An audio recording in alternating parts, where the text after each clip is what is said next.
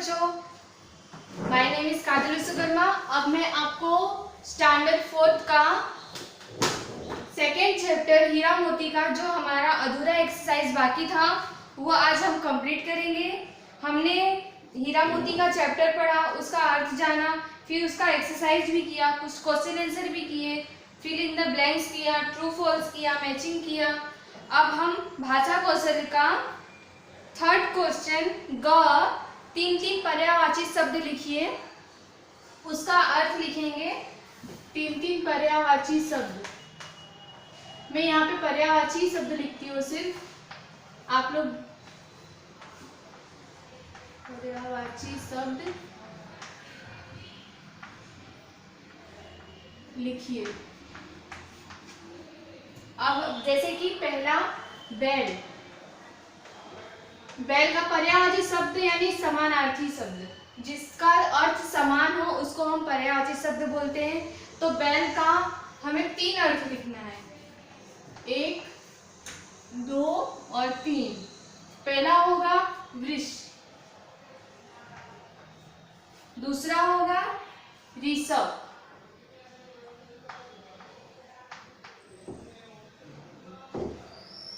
और तीसरा होगा वलिवर्ध। ये बैल का पर्यायवाची शब्द हुआ।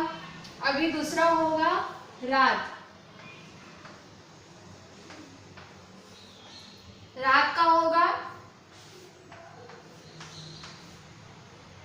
रात्रि, निशा एंड रंजनी। ओके, एंड थर्ड चैप्टर पानी,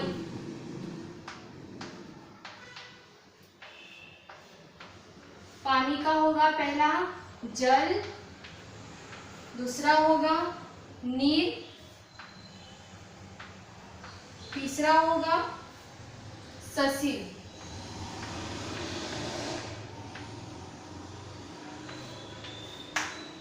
ठीक है, अभी चौथा दिन,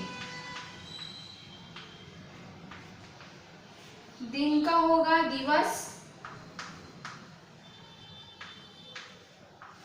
वार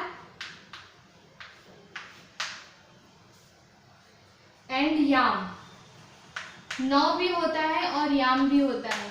तो ये हमारे 4 पर्यायवाची शब्द हैं जो मैं आपको ब्लैक बोर्ड पे लिखती हूँ। बैल का, रात का, पानी का और दिन का। अभी हम लिखेंगे अर्थ सहित वाक्य प्रयोग। मतलब यहाँ पे आपको क्वेश्चन लिखना है, उसके आगे उसका अर्थ लिखना है, फिर नीचे उसका वाक्य प्रयोग करना है। तो मैं आपको बताती हूँ। क्वेश्चन घ,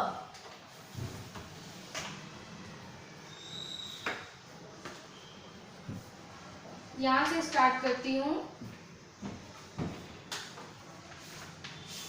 अर्थ और वाक्य प्रयोग। ओके, तो पहला जल भून जाना, पहला है जल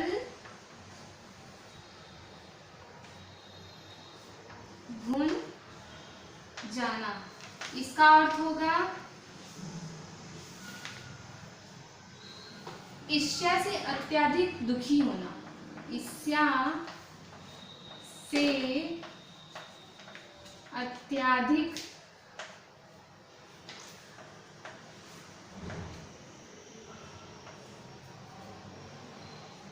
दुखी होना। अब इसका अर्थ हम यहाँ पे लिख लिए हैं। अब इसका हम वाक्य प्रयोग करेंगे यहाँ पे। वाक्य प्रयोग, तो जल भूल जाना यानी झूरी की पत्नी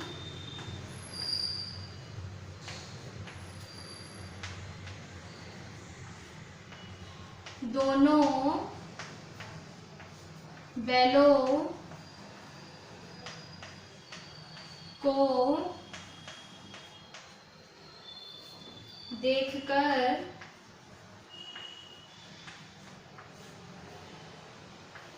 जल भुन गई। इसका ये वाक्य प्रयोग हुआ। अभी दूसरा है हमारा वार करना।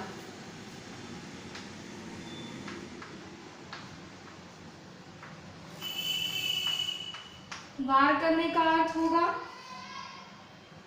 चोट पहुंचाना।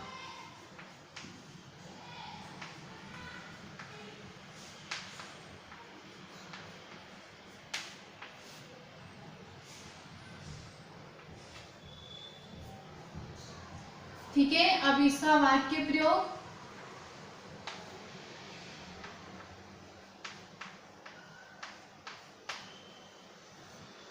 हीरा और मोती पर, हीरा और मोती पर सांड ने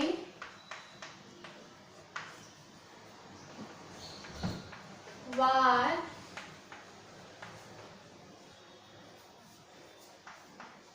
किया। ठीक है, ये इसका अर्थ हो गया। अभी होश उड़ जाना। तीसरा, होश उड़ जाना यानी आश्चर्यचकित होना।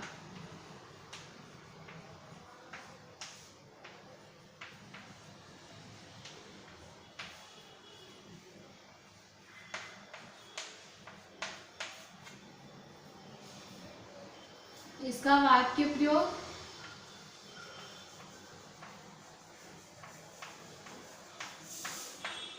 होगा सांड को देखकर, सांड को देखकर हीरा मोती के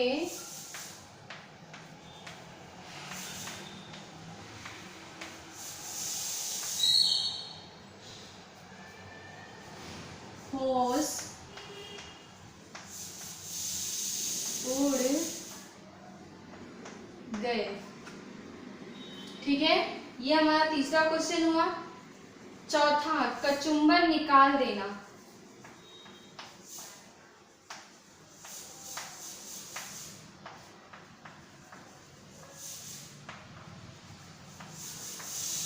कचुम्बर निकाल देना यानी होगा अत्यधिक काम कराना।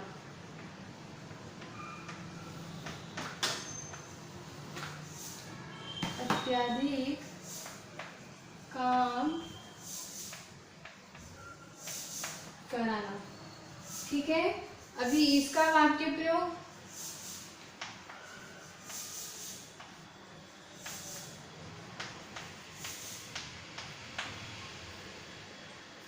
गया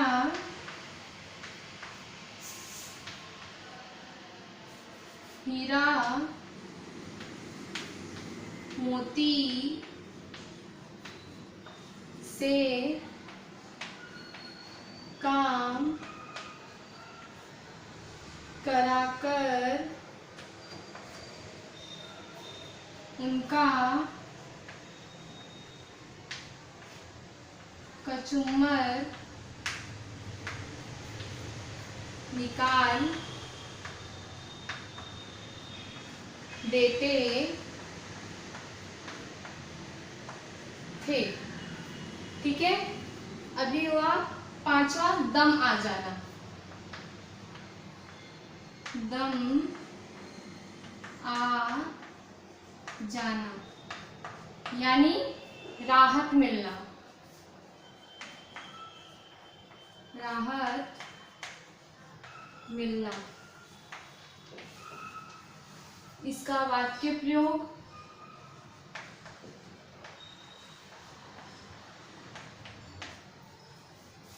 हीरा और मोती को देखकर, हीरा और व्यक्ति को देखकर जूरी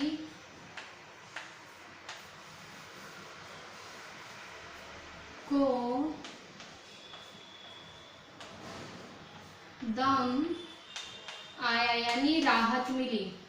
ठीक है, ये हमारा वाक्य प्रयोग, यहाँ पे हमारा चैप्टर कंप्लीट होता है।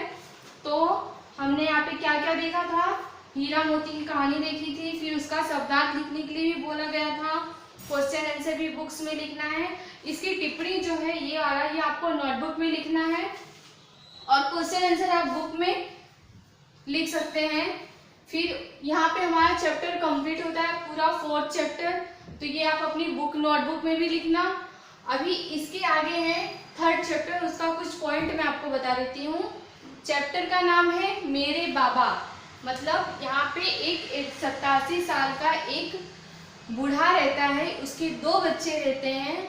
वो बूढ़ा बहुत ईमानदार रहता है, उसने लोगों की बहुत सेवा करता है। एक दिन उसके गांव में चोरी हुई थी, तो एक युवक छाता चुरा के जा रहा था, तो गांव वालों ने उसे बहुत मारा पीटा, और जो 87 साल का बूढ़ा था उसको उस पर बहुत दया आई, मतलब बाबा, उसको उस पर बहुत दया आई।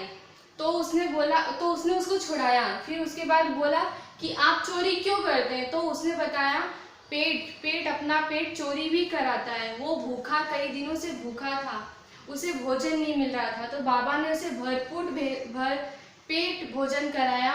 फिर उसको बोला, आप युवक हैं, नौजवान हैं, कुछ मेहनत करके आप 2 रोटी कमा के खा सकते हैं, चोरी करने की जरूरत नहीं थी।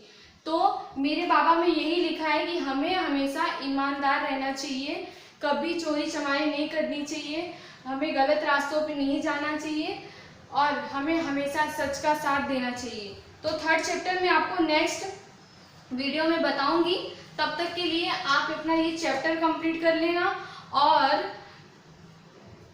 क्वेश्चन आंसर पूरा नोटबुक में लिख लेना।